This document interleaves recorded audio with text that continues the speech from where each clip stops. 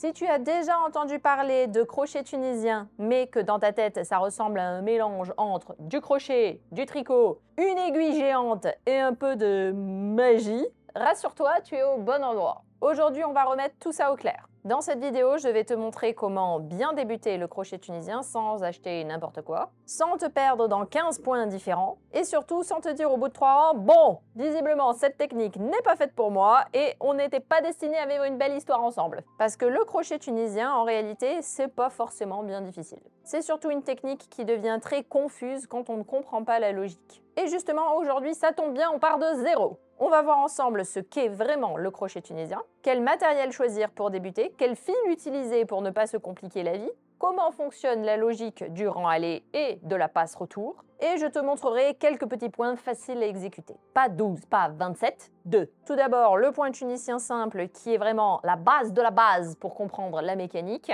Et ensuite, un deuxième point très satisfaisant visuellement, pour que tu le vois tout de suite pourquoi cette technique peut devenir vraiment addictive. Et bien sûr, on parlera aussi des erreurs classiques, l'ouvrage qui roulotte, la tension trop serrée, la dernière maille qu'on ne voit jamais, le crochet trop petit, bref, tous ces petits pièges qui peuvent te faire croire que tu as raté alors qu'en fait non, tu es juste en train d'apprendre. Moi, je suis Jaënel, créatrice des Triconautes. Et ici, mon but, c'est pas seulement de te faire recopier des gestes, c'est de t'aider à comprendre ce que tu fais avec ton fil, ton crochet, tes mains pour que tu sois de plus en plus autonome dans tes projets. Et pour t'aider à refaire les gestes tranquillement après la vidéo, je t'ai préparé justement un kit gratuit de démarrage du crochet tunisien. C'est gratuit, c'est pour toi, c'est cadeau, tu peux télécharger directement dans la description ou dans le commentaire épinglé. Dedans, tu retrouveras tout le matériel conseillé, les gestes de base, les points qu'on va voir ensemble, les erreurs classiques à éviter, bref, une petite checklist pour partir sur de bonnes bases. Allez, on commence par la grande question, qu'est-ce que c'est Kezako exactement le crochet tunisien?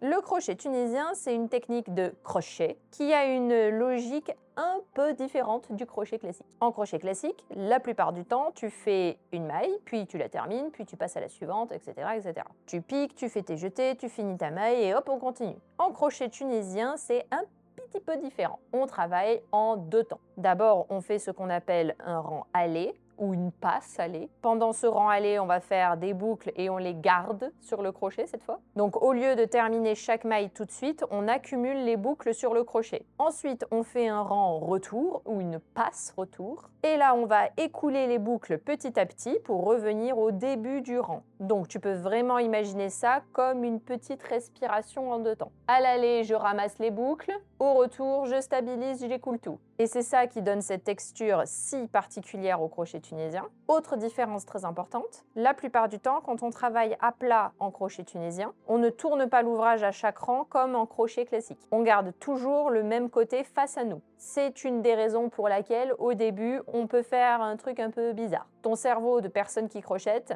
peut te dire « Attends, mais là, il faut tourner là, non ?» Et non. On ne tourne pas. On fait l'aller, puis le retour, avec l'endroit du travail toujours face à nous. Et c'est d'ailleurs souvent là que beaucoup de personnes qui débutent se mélangent un petit peu les pinceaux ou les crochets, ça dépend comment on voit la chose. Ils essaient de comprendre le crochet tunisien avec les réflexes du crochet classique. Sauf que le crochet tunisien possède sa propre logique. Ce n'est pas du tricot, ce n'est pas du crochet classique non plus, c'est du crochet tunisien. Et franchement, dès que tu acceptes cette idée, tout devient beaucoup plus simple. Il ne faut pas te demander mais à quoi ça ressemble dans ce que je connais déjà. Il faut plutôt te dire d'accord, ici je fonctionne en deux temps, je prends les boucles à l'aller, j'écoule au retour, ok c'est bon. C'est vraiment la clé. Et si tu retiens une seule chose avant qu'on passe au matériel, retiens bien celle-ci. En crochet tunisien, on ne termine pas les mailles une par une comme en crochet classique. On les prépare d'abord, puis on les écoule après dans un deuxième temps. Déjà, rien que cette phrase, normalement, ça enlève une bonne partie du brouillard. D'ailleurs, dis-moi en commentaire, est-ce que tu découvres là, aujourd'hui, tout de suite, le crochet tunisien dans cette vidéo? Ou si tu l'avais déjà essayé, mais qu'il y avait quelque chose qui t'a bloqué? Parce que très souvent, ce n'est pas la technique qui est impossible. C'est juste qu'il manque une petite explication, un petit truc qui fait... Maintenant qu'on a compris le principe général, parlons du matériel. Et bonne nouvelle, tu n'as pas forcément besoin d'acheter tout de suite toute une valise de crochet tunisien pour faire ton premier essai. Yahoo! Pour faire du crochet tunisien, il te faut évidemment un crochet tunisien. Ouais, jusque-là, révélation bouleversante, oh my god! Mais avant de te jeter sur un set complet de 15 tailles, 4 câbles, 12 embouts et l'impression d'acheter une boîte à outils pour fusée spatiale, on va faire simple. Pour tester le crochet tunisien sur un petit échantillon, tu peux parfois utiliser un crochet classique. Oui, tout simplement. La seule condition, c'est que ton crochet n'ait pas de manche comme le mien là. Ça doit être un manche simple, tout droit, sans grosse poignée ergonomique qui va venir bloquer les boucles. Pourquoi? Parce qu'en crochet tunisien, on garde plusieurs boucles sur le crochet pendant le rang allé. Donc il faut que ces boucles puissent glisser sur le corps du crochet. Donc si on utilise un crochet avec, comme là, une grosse poignée ergonomique, les boucles elles vont venir buter contre le manche là, elles vont pas aller très loin. Alors pour un échantillon de quelques mailles, un crochet classique peut suffire. Mais si tu veux faire un vrai projet, un vrai de vrai, tu vas vite avoir besoin d'un vrai de vrai crochet tunisien. Il en existe plusieurs types, mais on va dire principalement 2 types. Le premier, c'est le crochet tunisien droit. Il ressemble à un très long crochet avec une sorte de butée au bout, comme pour une aiguille à tricoter droite. C'est pour empêcher que les boucles tombent. C'est très bien pour apprendre à faire des écharpes, des bandes, des petits panneaux, des échantillons. Ça fait le café, quoi. Tiens, à propos de café. Mais il a une limite. La largeur du projet dépend de la longueur de ton crochet. Si ton crochet est court, tu ne pourras pas mettre énormément de boucles dessus. Le deuxième type, c'est le crochet tunisien avec câble. Donc là, tu as une pointe de crochet, puis un câble souple qui te permet de garder beaucoup plus de boucles. C'est ça qu'on utilise en général pour les projets plus larges, comme les châles, les couvertures, les vêtements, les grands panneaux, etc., etc. Mais pour débuter aujourd'hui, te complique pas trop la vie. Si tu as un crochet tunisien droit, parfait. Si tu as un crochet tunisien avec câble, très bien aussi. Et si tu veux juste tester avec un crochet classique, très bien aussi. Ça fonctionnera pour un mini échantillon, quelques mailles, une petite dizaine. Maintenant, parlons de la taille de crochet, élément très important. En crochet tunisien, on prend souvent un crochet qui est plus grand que celui qui est recommandé sur l'étiquette du fil. Pourquoi? Parce que le crochet tunisien va créer naturellement un tissu qui est assez dense. Donc si on prend un crochet trop petit, ton échantillon risque d'être très serré, très rigide,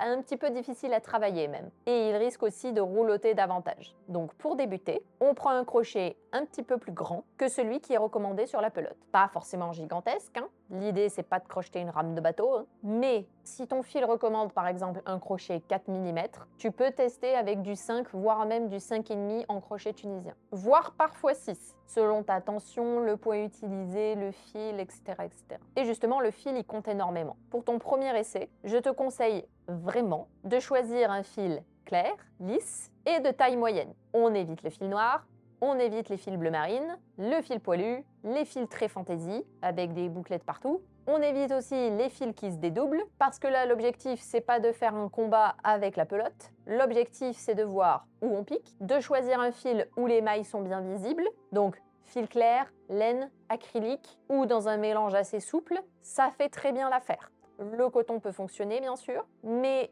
si tu as tendance à serrer un petit peu, il peut parfois être un peu moins indulgent parce qu'il glisse moins et parce qu'il pardonne moins les problèmes de tension. Donc si on se débute, on se fait ce cadeau, prends un fil facile. Pas forcément le fil précieux que tu gardais au cas où, juste fil simple, agréable, qui te permet d'apprendre sans rajouter de la difficulté complémentaire. On n'est pas là pour ça. Parce que si tu prends un crochet trop petit, un fil sombre, une chaînette serrée et une technique que tu découvres, c'est plus un échantillon, c'est Koh-Lanta version pelote, hein. Et on n'a pas besoin de ça. No. Donc là, ton kit idéal pour suivre la vidéo, c'est donc fil clair, crochet un peu plus grand que d'habitude et un petit peu de patience pour laisser tes mains s'habituer aux nouveaux gestes. Maintenant qu'on a notre matériel, il faut qu'on parle de la mécanique du rang, parce que c'est vraiment le cœur du crochet tunisien. Avant de faire notre premier échantillon, je veux vraiment que tu comprennes ce qui va se passer, parce que si tu comprends cette logique maintenant, tu vas beaucoup moins paniquer quand tu vas voir toutes les boucles sur ton crochet.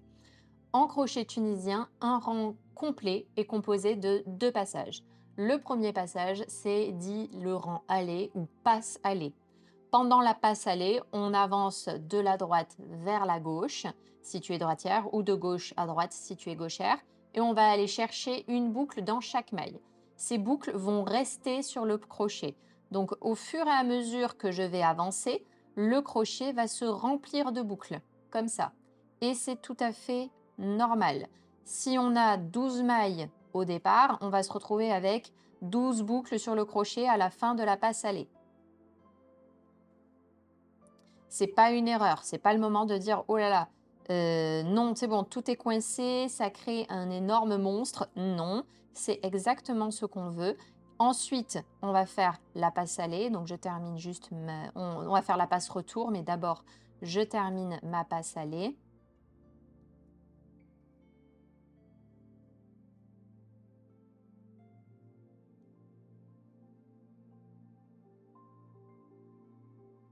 Voilà.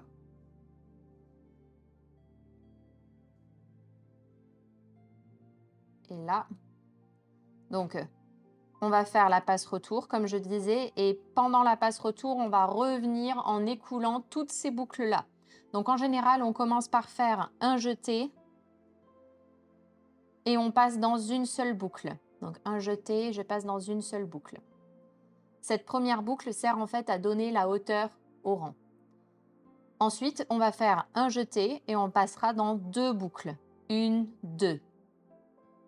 Un jeté, deux boucles. Une, deux. Et on va continuer jusqu'à ce qu'il ne reste plus qu'une seule boucle sur le crochet. Et on va faire ça tout du long. En fait, cette boucle restante à la fin sera le début du rang suivant. Donc tu vois, le crochet tunisien, c'est pas une succession de petites mailles terminées immédiatement. C'est plutôt je charge les boucles, je les écoule. Je charge les boucles, je les écoule. Et je garde toujours mon ouvrage dans le même sens. Tu as remarqué que je n'ai tourné l'ouvrage à aucun moment. Donc c'est normal là aussi. Si tu fais du crochet classique, ton cerveau a des habitudes. Il va peut-être te dire ah c'est bon, on a fini le rang, patronne, hop, on tourne. Et non, non, non, pas du tout. On va lui répondre gentiment merci cerveau, mais aujourd'hui on fait du crochet tunisien, tu peux aller boire une tisane. On ne tourne pas. On travaille l'aller, puis le retour. Et cette logique, elle va rester la même pour les 2 points que je vais te montrer aujourd'hui. C'est ça qui est très intéressant. Une fois que tu as compris le système, beaucoup de points tunisiens fonctionnent sur la même base. Ce qui va changer, c'est surtout l'endroit où tu vas piquer au rang aller. Le rang retour, la passe retour, elle reste souvent assez similaire. Donc au lieu d'apprendre le crochet tunisien comme une longue liste de gestes à mémoriser, je veux que tu le vois plutôt comme une langue. Au début, on apprend l'alphabet. Et aujourd'hui, notre alphabet, c'est passe aller, passe retour, tension souple et bon endroit où piquer. Maintenant, on va faire ensemble notre premier vrai point en crochet tunisien. On va commencer par un petit échantillon. Et j'insiste sur le mot petit. On va pas se lancer sur une couverture de place pour un lit king size. On veut juste comprendre le geste. T'es prête ou t'es prêt? Allez, c'est parti. À présent, nous allons donc voir ensemble comment faire le point tunisien simple. Donc, je te conseille de faire une chaînette de 12 mailles. Tu peux en faire un petit peu plus si tu veux, mais pour suivre tranquillement, 12 c'est très bien. Pour démarrer, 12 c'est très bien. Premier point important, on va faire une chaînette souple. Pas molle, souple. Donc si la chaînette est trop serrée, tu auras du mal à piquer dedans juste après. Et on risque de commencer cette aventure en marmonnant des choses peu aimables à notre crochet. Donc on respire, on détend les épaules et on va faire une chaînette de 12 mailles sur notre crochet, comme on le fait en fait avec un crochet classique, sans trop tirer. Donc 12 mailles en l'air, c'est parti. 1, 2, 3, 4, 5, 6, 7, 8, 9, 10, 11 et 12. Voilà, donc là j'ai mes 12 mailles.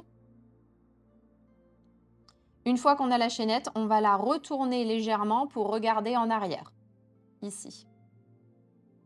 Donc là, sur le dos de notre chaînette, donc on a les petits V classiques sur le devant et dans le dos, on a des petites boucles. Pour ce premier rang, on va travailler dans ces petites bosses à l'arrière de la chaînette ici.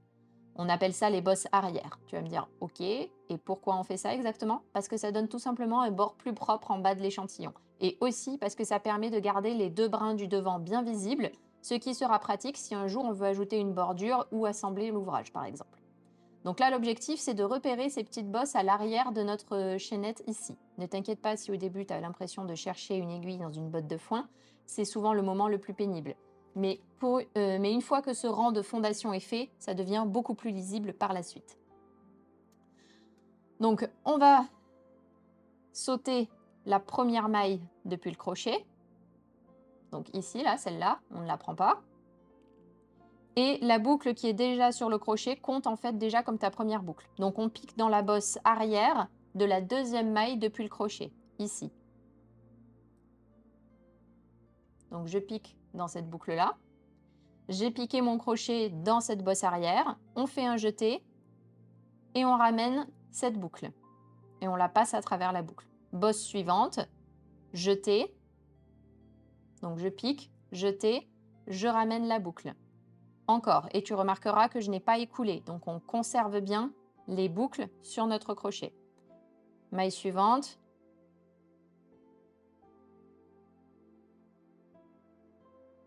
Et on fait ça tout du long.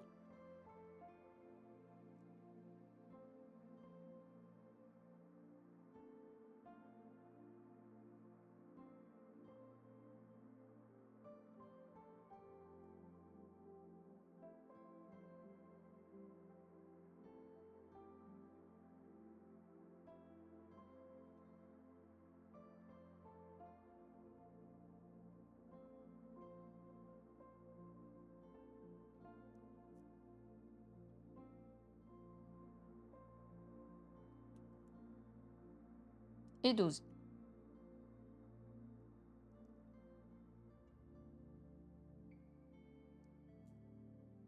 Tadam! Donc essaie de garder les boucles à peu près de la même taille, autant que tu peux. On ne cherche pas la perfection non plus, hein, mais si certaines boucles sont minuscules et d'autres font la taille d'un bracelet, ton échantillon risque d'être un petit peu irrégulier.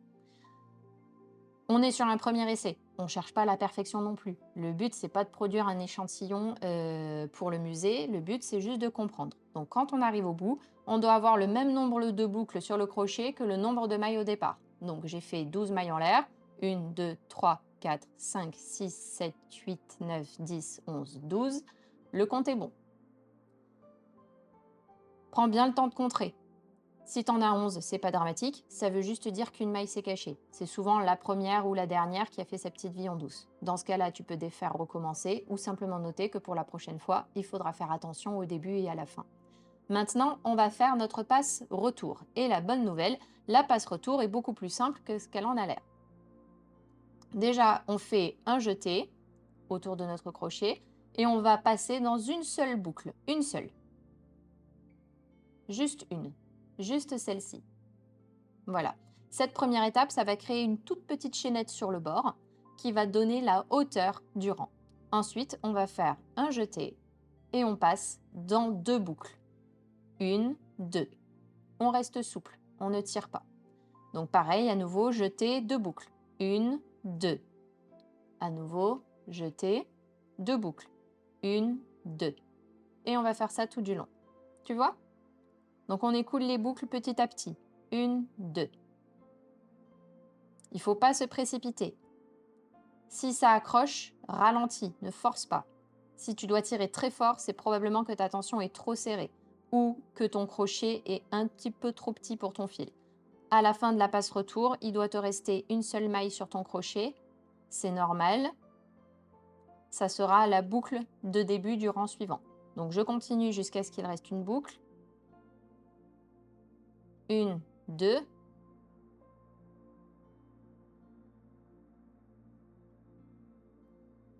Une, deux. Et là, on a fait notre rang de fondation, ce qu'on appelle le premier rang de fondation. C'est la base sur laquelle on va maintenant pouvoir travailler le point tunisien simple. Donc regarde un petit peu ton échantillon, tu vois de petites barres verticales qui se trouvent sur le tissu, qui sont là, ici, là, c'est une barre verticale. Et ces barres verticales-là, elles sont très importantes. Pour le point tunisien simple, on va piquer sous ces barres verticales-là. Donc la boucle qui est déjà sur ton crochet compte comme la première maille du rang. Donc on ne pique pas dans la première barre verticale, on ne pique pas dans celle-là. On ne pique pas dans celle-là. On la saute et on va directement aller à la deuxième barre verticale, c'est-à-dire celle-ci. Donc on va passer le crochet de la droite vers la gauche sous cette barre verticale. On fait un jeté, on ramène une boucle et on conserve la boucle sur le crochet. Ensuite, on passe sous la barre verticale suivante. Pareil, jeté, ramène une boucle. Et là encore, on essaie de ne pas serrer. Et on continue comme ça jusqu'à la fin du rang. Jeté, passe à travers, jeté, passe à travers. On va faire ça tout du long. Le crochet tunisien, n'oublie pas, il aime bien la souplesse. Si tu serres trop, le rang suivant va devenir plus difficile, ton tissu va se crisper, ton échantillon risque de rouloter, il va avoir tendance à rouloter avec ce point de base, mais il va rouloter encore plus. Donc imagine vraiment que tu invites les boucles à venir sur le crochet. Tu les kidnappes pas, tu les invites. Donc quand tu arrives à la dernière maille, on va ralentir parce que c'est souvent là que les bords deviennent bizarres. Donc là, on a encore l'avant-dernière maille et là c'est un peu bizarre. Là, tu vois, à la fin, tu te dis « Ok, j'ai fini, il n'y a plus vraiment de barres, je dois piquer où ?» Donc pour les voir, il faut légèrement tourner le bord de l'ouvrage vers toi. Tu vas repérer une sorte de petit V sur le côté, ici, là. Et en fait, ton crochet, il doit passer sous les 2 brins de ce bord-là. Pourquoi, tu vas me dire? Parce que ça va donner tout simplement une lisière plus propre, plus stable et plus facile à utiliser ensuite. Si tu ne prends qu'un seul brin, ton bord va devenir lâche, irrégulier ou un peu tordu. Donc on prend vraiment le temps de piquer sous les 2 brins. Donc là, on va aller piquer sous les 2 brins. Donc tu vois le petit V, hop, je pique mon crochet et je pique bien sous les 2 brins, ici. Je fais un jeté, je ramène une boucle. Et là, on est bon. Maintenant, on compte les boucles. 1, 2, 3, 4, 5, 6, 7, 8, 9, 10, 11, 12. Si tu as 12 mailles au départ, tu dois à nouveau avoir 12 mailles à ce moment-là sur ton crochet. Et si le compte est bon, on refait une passe-retour. Donc jeté, on passe à travers une seule boucle pour donner de la hauteur. Puis jeté, on passe dans 2 boucles. 1, 2. Et à nouveau, 1, 2. Et on continue jusqu'à la fin. 1, 2. 1, 2.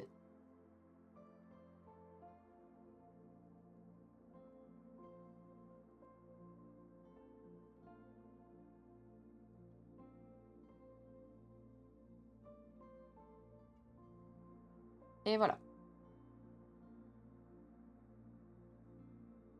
Donc là, tu viens de faire un vrai rang de points tunisiens simples.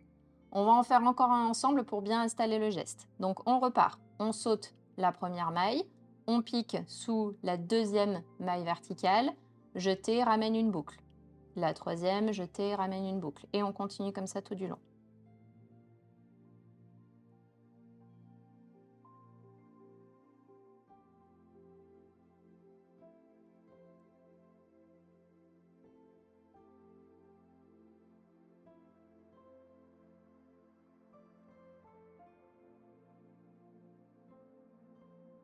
Là, j'arrive au niveau des bords. Je repère bien le petit V, il est là. Et je pique bien sous les 2 brins.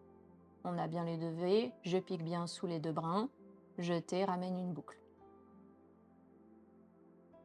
On vérifie le compte de mailles. 1, 2, 3, 4, 5, 6, 7, 8, 9, 10, 11, 12. Le compte est bon. Et on fait une passe-retour. Pendant que tu fais ça, vraiment observe ton ouvrage. Tu vois que chaque passe allée vient créer cette texture avec les petites barres verticales. Et au lieu de voir une sorte d'amas de fil un peu mystérieux, tu commences à voir en fait l'architecture du point. Bon, une architecture de laine certes, mais une architecture quand même. Arrivé à la dernière maille, on pense bien à faire cette petite bordure-là pour garder quelque chose de bien net. Et on fait notre passe-retour. Jeter dans une seule boucle, puis jeter dans 2 boucles jusqu'à la fin. À ce stade, si l'échantillon commence à rouloter un petit peu, ne panique pas, et je répète bien, ne panique pas. Le roulotage est très fréquent en crochet tunisien, surtout au début, surtout avec certains points, surtout si la tension est un peu serrée, si le crochet est trop petit. Mais il est d'autant plus présent sur le point crochet tunisien simple. Donc pas de panique si ça roulote, c'est normal. Voilà. Mais tu vois, j'ai pris un crochet assez grand, donc le mien roulote un peu, mais pas trop quand même. Donc il faut... Donc ton échantillon n'est pas forcément en train de faire n'importe quoi. Il fait juste ce que beaucoup d'échantillons de crochet tunisiens font. Pour l'instant, ce que je veux que tu regardes, c'est est-ce que tu vois tes barres verticales? Est-ce que tu comprends la passe aller? Est-ce que tu comprends la passe retour? Est-ce que tu vois où se trouve la dernière maille? Si oui, tu as déjà compris l'essentiel. Maintenant, pour terminer proprement notre premier échantillon, on va rabattre les mailles. Parce qu'en crochet tunisien, si on s'arrête comme ça, le haut du travail reste un peu ouvert, comme tu vois ici. Et c'est pas super joli. Donc on va fermer le rang avec des mailles coulées. On va commencer comme pour le point tunisien simple. La boucle sur le crochet compte comme la première maille. On va sauter la première barre verticale qu'on ne va pas traiter et on va piquer sous la barre verticale suivante. Mais cette fois, au lieu de ramener une boucle et de la garder sur le crochet, on fait un jeté et on passe directement dans la boucle sur le crochet. Donc ici, clac, et on ferme. Comme une maille coulée. Et on continue dans chaque barre comme ça tout du long. Je ramène la boucle et clac dans la boucle présente sur le crochet. Barre suivante, jeté, tu passes dans la boucle. Et on fait ça tout du long. Et on continue comme ça jusqu'à la fin du rang. Et comme tu vois, ça vient fermer la texture. Ça garde, bon, bien sûr, garde ces mailles coulées assez souples. Hein. C'est pas le moment de venir serrer parce que sinon, pour le coup, eh bien, ça viendra complètement abîmer la tension de l'ouvrage et on va se retrouver avec quelque chose qui est trop serré là-haut. Donc, si tu rabats trop serré, le haut de ton échantillon va se contracter. Tu vas avoir un bord plus étroit que le reste. N'hésite pas à cet endroit-là à changer de taille de crochet si tu vois que tu es en train de rabattre trop serré. Prends un crochet une demi-taille plus grande, par exemple. Mais reste souple sinon.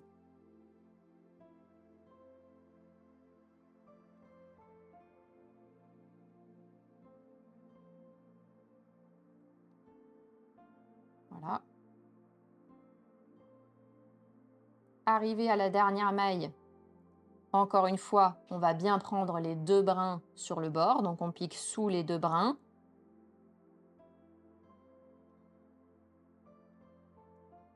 Jeter. Tu passes dans la boucle et voilà.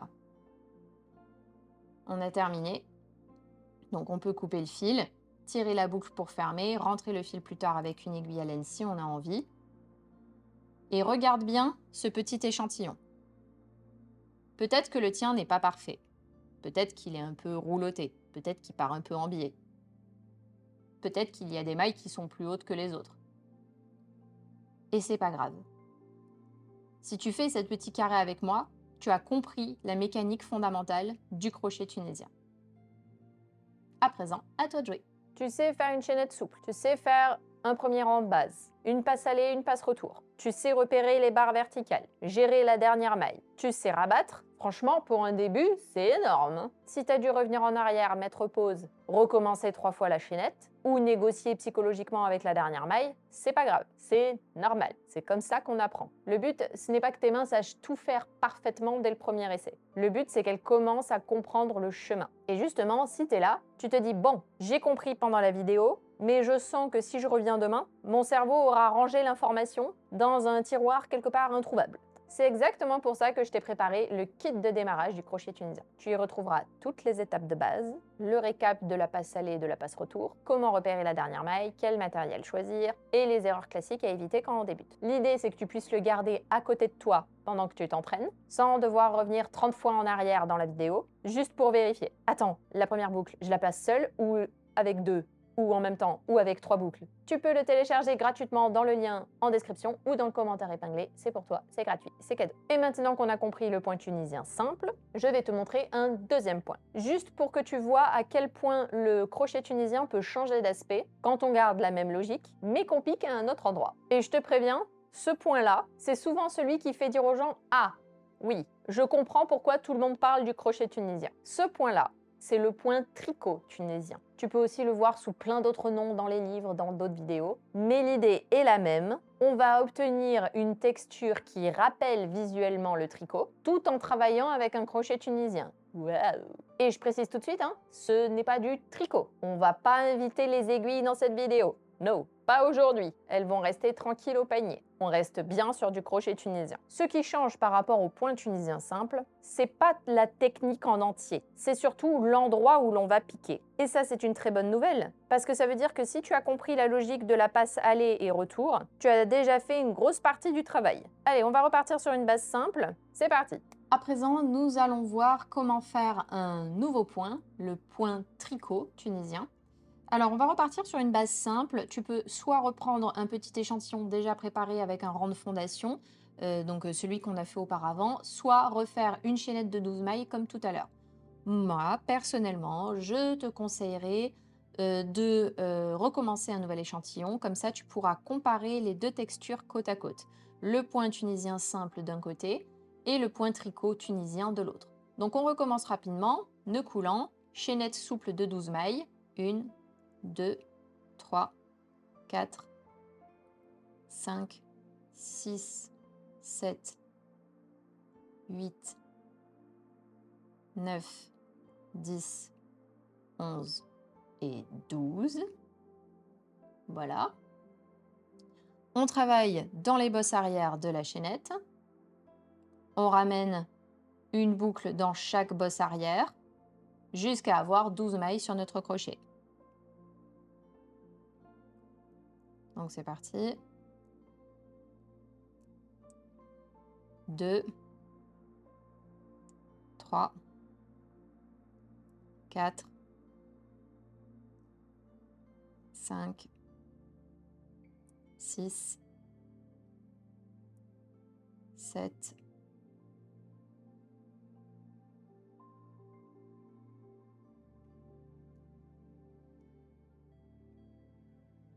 8,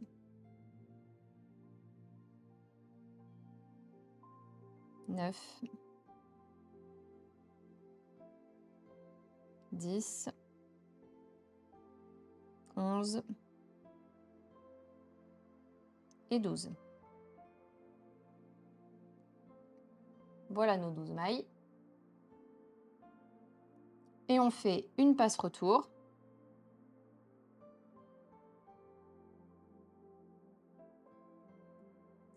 Jeter, passe dans une boucle. Et puis jeter, passe dans deux boucles. Jeter, passe dans deux boucles. Jeter, passe dans deux boucles. Jeter, passe dans deux boucles. Jeter deux boucles. Jeter deux boucles. Jeter deux boucles. Tout du long. Jusqu'à ce qu'il reste une seule maille. Jeter deux boucles. Tadam! Et là, on a notre base qui est prête, notre rang de fondation. On regarde bien le rang. Pour le point tunisien simple de tout à l'heure, on passait sous la barre verticale de devant. Donc, c'est-à-dire, on passait ici, là, sous la barre verticale devant. On glissait le crochet sous cette petite barre bien visible, on ramenait une boucle et c'était tout. Pour le point tricot tunisien, on va changer l'endroit où on pique. Au lieu de passer sous la barre verticale de devant, donc ici, on va piquer au milieu de la maille.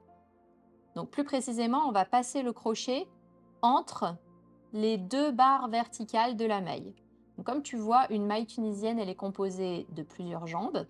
Une ici, qui était le brin dans lequel on piquait pour notre point tunisien simple, et une là à l'arrière qui est un peu cachée. Nous, pour notre point tricot, on va aller piquer ici, entre ces deux barres. Ici, au cœur de la maille, comme j'appelle ça. Tu as le cœur de meule et tu as le cœur de maille. Ben ça, c'est le cœur de maille. Donc la boucle qui est déjà sur le crochet compte toujours comme la première maille. Donc on ne travaille pas dans la première maille du bord. On va aller chercher la deuxième maille. On regarde la deuxième maille, on repère la barre verticale de devant et on imagine qu'il y a comme une petite porte juste à côté, au centre de la maille, ici. Et on va aller piquer notre crochet de l'avant vers l'arrière au milieu de cette maille. On fait un jeté qu'on ramène vers l'avant et cette boucle reste sur le crochet. On recommence, maille suivante. Là aussi, j'ai deux petites jambes de maille, jambe avant et derrière, la jambe juste derrière. Et avec mon crochet, je vais aller piquer entre ces deux mailles-là. Donc ici, petite porte, hop. et je récupère la maille. Et on garde la boucle sur le crochet. Et on fait pareil. On pique au centre de la maille sur le brin suivant, on ramène une boucle et on fait ça tout du long du rang. On continue jusqu'à la fin du rang comme ça.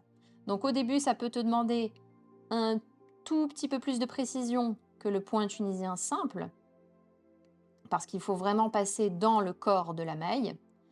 Et si ça rentre pas facilement, ne force pas vraiment, n'essaie pas de forcer. Vérifie plutôt 2 choses. Est-ce que tu piques au bon endroit déjà? Et deuxième chose, est-ce que la tension n'est pas trop serrée? Le point tricot tunisien aime encore plus la souplesse que le point tunisien simple. Si tes mailles sont trop serrées, ton crochet va avoir du mal à passer au milieu et tu vas te dire que le point a été inventé pour tester ta patience. Alors que non, il faut juste un tout petit peu plus d'espace.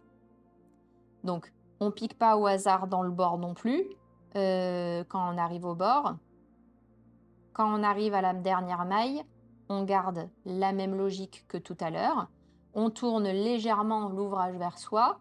On repère le petit V qui est là, petit V, et on va piquer, passer sous les 2 brins pour faire une belle lisière. J'ai bien dit sous les 2 brins, pas entre les 2 brins, sous les 2 brins. Donc on place sous les 2 brins pour avoir une belle lisière bien nette. Jeter, retire une boucle. Donc jeter, fait une boucle dans une seule et puis jeter, passe dans 2 boucles. À nouveau, la passe allée classique qu'on connaît de tout à l'heure. Jeter, passe dans 2 boucles. Jeter, passe dans 2 boucles. Et on fait ça tout du long. Jeter, 2 boucles, etc., etc. Jusqu'à la fin, jusqu'à ce qu'il ne reste plus qu'une seule boucle sur notre crochet. Jeter 2 boucles, jeter 2 boucles, jeter 2 boucles, jeter 2 boucles, jeter 2 boucles, jeter 2 boucles. Tada!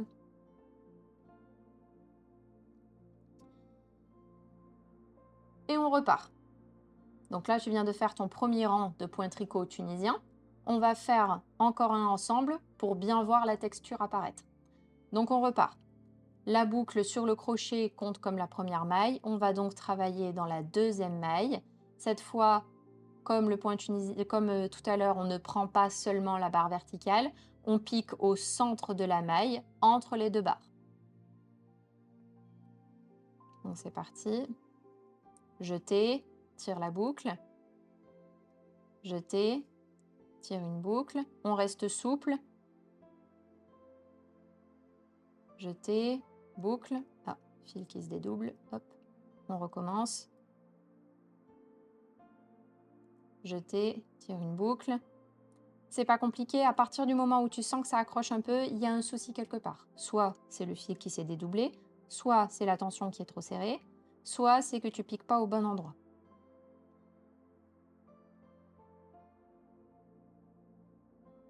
On reste bien souple.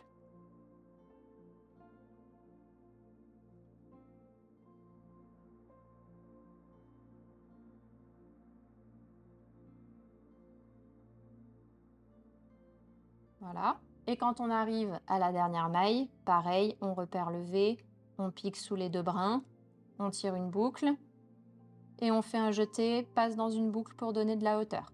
Et c'est parti pour la passe allée à nouveau. Donc tu peux d'ores et déjà observer les différences avec le point tunisien simple en termes de rendu. Je termine ma passe allée pour qu'on puisse mieux voir. Ma passe retour, pardon.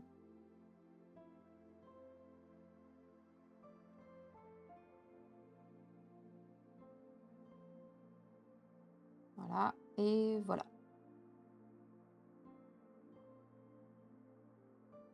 Donc comme tu vois, on a quelque chose qui se ressemble à s'y méprendre à du jersey tricot.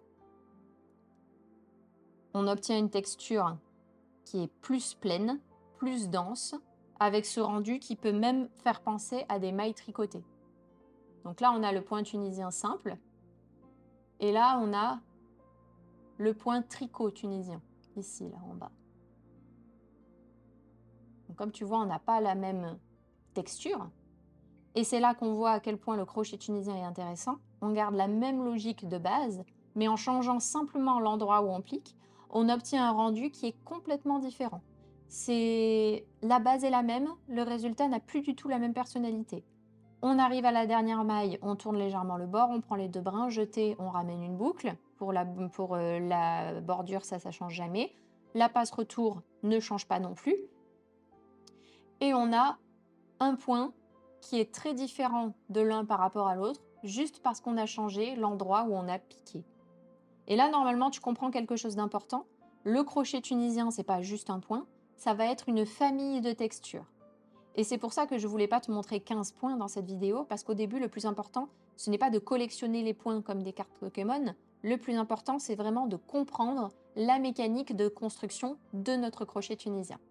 Voilà, à présent, à toi de jouer. Une fois que tu as compris passe aller, passe retour, tension souple, bon endroit où piquer, dernière maille propre, tu as déjà une base très solide. Ensuite, tu peux explorer plein d'autres points. Mais si tu essaies de tout apprendre le même jour, tu risques surtout de fermer la vidéo avec un cerveau qui est en fait un tas de nœuds macramés. Donc aujourd'hui, on va rester sur ces 2 points. Le point tunisien simple pour comprendre, le point tricot tunisien pour voir le potentiel. Et maintenant, avant de parler de ce que tu peux faire après cette vidéo, on va passer à une partie très importante, les erreurs classiques. Parce que parfois, ce qui fait abandonner le crochet tunisien, ce n'est pas la difficulté réelle de la technique, c'est plutôt une petite erreur toute bête qu'on interprète comme un échec total. Donc quand on débute le crochet tunisien, il y a quelques erreurs très fréquentes. Et je veux vraiment qu'on les voit ensemble, parce que ce sont des erreurs qui peuvent te faire croire que tu n'es pas fait ou faite pour cette technique, alors qu'en réalité, ce sont juste de tout petits réglages. Première erreur, choisir un fil qui est trop difficile. J'en ai déjà parlé juste avant, et je sais que c'est tentant de prendre le fil qui traîne dans le panier depuis 2017 en se disant « bon, lui,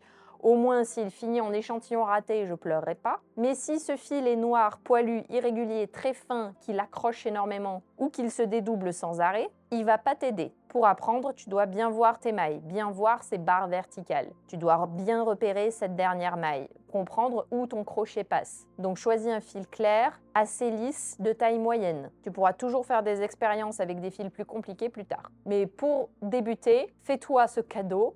Prends des conditions faciles. Deuxième erreur, prendre un crochet qui est trop petit. Le crochet tunisien produit une texture qui est plus dense que le crochet classique. Donc si tu prends exactement le même crochet que celui que tu aurais pris pour un point classique, tu peux obtenir un tissu qui est très dense, très serré, très rigide et qui va énormément roulotter. Donc pour débuter, n'hésite pas à prendre un crochet plus grand que d'habitude. C'est pas de la triche, c'est de l'intelligence textile. Et franchement, l'intelligence textile, on en prend quand on en a. Troisième erreur, faire une chaînette de base trop serrée. La chaînette de départ, c'est un peu la porte d'entrée de notre ouvrage. Donc si tu la fais trop serrée, tout le reste deviendra beaucoup plus compliqué. Tu vas avoir du mal à piquer dans les bosses, ton bord va tirer, ton échantillon peut être crispé dès le départ et ça sera très difficile à rattraper. Donc on fait une chaînette souple. Tu peux même, si besoin, faire ta chaînette avec un crochet légèrement plus grand, puis reprendre ton crochet normal pour la suite. Le but, c'est que les mailles restent accessibles, pas qu'elles soient complètement verrouillées. Quatrième erreur, crisper sa tension au rang aller. Je le sais, je l'ai fait au début. Comme on garde les boucles sur le crochet, on peut avoir tendance à serrer pour sécuriser le travail. Mais en fait, plus tu serres, plus tu te compliques la vie au rang suivant. Les boucles doivent pouvoir glisser facilement. Elles doivent rester régulières. Donc essaie de garder tes épaules bien basses, ta main souple, tes boucles assez détendues. Détendu de la boucle, quoi. Et si tu sens que ton crochet accroche et que tu dois tirer fort, c'est pas forcément que tu fais mal. C'est peut-être juste que tu serres trop. Cinquième erreur, oublier ou mal prendre la dernière maille. Cette petite créature sournoise. Au milieu du rang, tout est assez visible, mais sur le bord, la dernière maille peut se cacher, se tordre, faire semblant d'être une autre. Je suis pas là, tu m'as pas vu. Et si tu la prends pas correctement, les bords vont devenir irréguliers. Donc à chaque fin de rang, en passe aller, ralentis. Tourne légèrement ton ouvrage vers toi, repère les 2 brins du bord, pique sous les 2, un petit geste tout simple, mais il change vraiment la propreté de l'échantillon. Sixième erreur, paniquer parce que ça roulotte. Le roulotage est très fréquent en crochet tunisien, surtout avec certains points, surtout si le crochet est trop petit, surtout si la tension est serrée, surtout sur un petit échantillon. Donc si ton échantillon commence à s'enrouler comme un parchemin, ça ne veut pas dire que tu as raté toute ta vie créative. Ça veut juste dire qu'il faut observer les causes possibles. Est-ce que le crochet est assez grand ? Est-ce que la tension est souple? Est-ce que le fil est adapté? Est-ce que le point que tu utilises a naturellement tendance à rouloter? Ensuite, tu peux améliorer les choses avec crochet plus grand, tension plus détendue, blocage, bordure ou le choix d'un point qui roulote moins selon le projet. Mais surtout, ne prends pas le fait que ça roulote comme un verdict définitif. C'est pas ton crochet qui va te dire désolé, candidature refusée. C'est juste une réaction normale de la matière. 7e erreur, vouloir commencer par un projet qui est un petit peu trop ambitieux. Je sais, on voit du crochet tunisien, on découvre la texture, on se dit c'est magnifique, je vais faire un pull ou une couverture king size pour vendredi. On respire. Le crochet tunisien est très agréable à faire, mais il demande un petit temps d'adaptation. Alors avant de se lancer dans un immense châle, un pull ou une couverture immense, on réfléchit et on commence par un petit projet rectangulaire. Un bandeau, un tour de cou, une lavette, un bonnet, une pochette, un carré d'entraînement, un échantillon qu'on assume comme un échantillon. Parce que ce premier morceau, il n'est pas inutile. Il sert à apprendre la tension, à comprendre le point, voir comment le fil réagit, observer le roulotage, tester le crochet. Bref, il fait son travail d'échantillon, quoi. Et parfois, franchement, un échantillon fait plus pour ta progression qu'un grand projet commencé trop vite et abandonné dans un sac avec les autres projets qui attendent leur procès. Donc si je résume les erreurs à éviter, on commence pas avec un fil impossible, on ne prend pas un crochet trop petit, ne serre pas ta chaînette, détends ta tension, soigne la dernière maille, ne panique pas quand ça roulotte et commence avec un projet raisonnable. Rien que ça, déjà, ça peut complètement changer ton expérience de crochet tunisien. Parce que tu vas plus interpréter chaque petit problème comme un signe comme quoi tu es nul, tu vas pouvoir te dire d'accord, qu'est-ce que je peux ajuster? Et ça, c'est exactement la posture que je veux te voir développer. Pas une posture de perfection, hein, on n'est pas là pour ça, une posture d'observation. Maintenant que tu as les bases et que tu connais les pièges, il reste une question importante. Qu'est-ce que tu fais après cette vidéo? Parce que regarder un tuto, c'est bien, mais savoir comment continuer sans partir dans tous les sens, c'est mieux. Alors, comme on a dit, tu as fait tes premiers rangs. La vraie question maintenant, c'est qu'est-ce qu'on fait? On va y aller tranquillement. Ta première étape, c'est pas de faire un grand projet. Ta première étape, c'est de refaire un échantillon. Oui, j'ai bien dit refaire. Et au point tunisien simple. Oui, je sais, c'est pas forcément glamour. Personne ne se lève le matin en se disant « Oh, quelle belle journée pour refaire un carré d'entraînement !»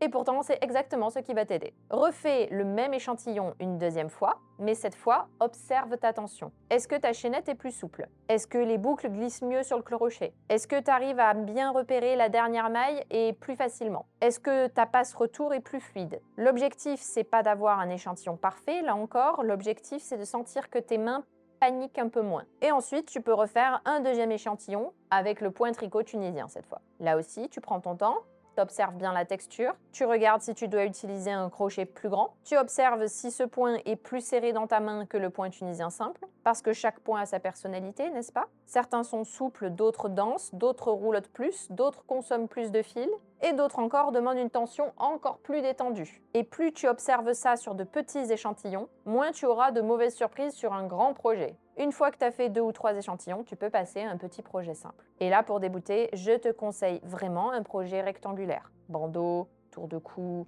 lavette, pochette, écharpe si tu as envie d'un projet un peu long, mais pas trop technique. Alors tu vas me dire, mais pourquoi un rectangle, Jainel? Parce que tu peux te concentrer sur le geste uniquement. T'as pas encore besoin de gérer les augmentations, les diminutions, machin couffin. Tu peux simplement pratiquer, et c'est déjà très bien. Ensuite, quand tu es plus à l'aise, tu peux passer à des projets plus larges, avec un crochet tunisien à câble, des châles, des couvertures, des panneaux plus grands, des vêtements. Mais ne brûle pas les étapes. Le crochet tunisien devient vraiment agréable quand tu prends le temps de comprendre sa logique, pas quand tu essaies d'aller plus vite que la musique, hein. Donc ta progression simple, c'est d'abord échantillon au point tunisien simple, ensuite même échantillon en essayant de détendre sa tension, échantillon en point tricot tunisien, à nouveau échantillon en point tricot tunisien, puis petit projet rectangulaire. Et seulement après, projet plus ambitieux. C'est comme ça que tu construis une vraie base. Et si tu veux garder ce chemin sous les yeux, je te rappelle que je t'ai préparé un petit kit de démarrage en crochet tunisien. Il reprend les gestes, les points qu'on a vus ensemble, les erreurs à éviter, les prochaines étapes pour continuer tranquillement après cette vidéo. Tu trouveras le lien dans la description ou en commentaire épinglé. On récapitule.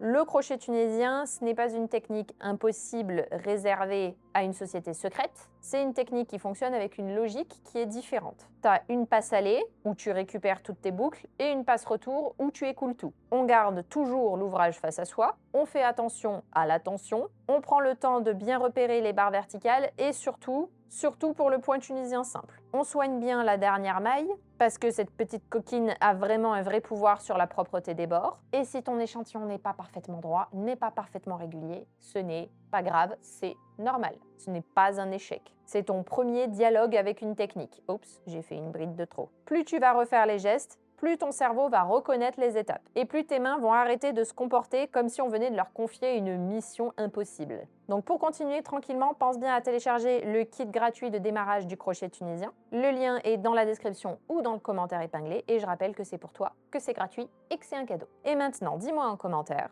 est-ce que tu découvres le crochet tunisien aujourd'hui ou est-ce que tu avais déjà essayé et bloqué quelque part? Si tu avais déjà essayé, dis-moi aussi ce qui t'a posé le plus de problèmes. La tension, le fait que ça roulotte, la dernière maille ou l'endroit où piquer. Et si tu veux aller encore plus loin, je te conseille d'aller jeter un coup d'œil à ma vidéo 12 projets malins à faire avec tes restes de laine. Moyen simple et facile d'utiliser les restes de fil sans se prendre trop la tête. Et surtout, rappelle-toi, redevenir un débutant ou une débutante, c'est pas repartir de zéro. C'est juste ouvrir une nouvelle porte. Et là, tu viens déjà de mettre le pied dedans. Et voilà, c'est tout pour cette vidéo. J'espère qu'elle t'aura plu. Et moi, je te dis à bientôt dans la prochaine. Ciao, ciao!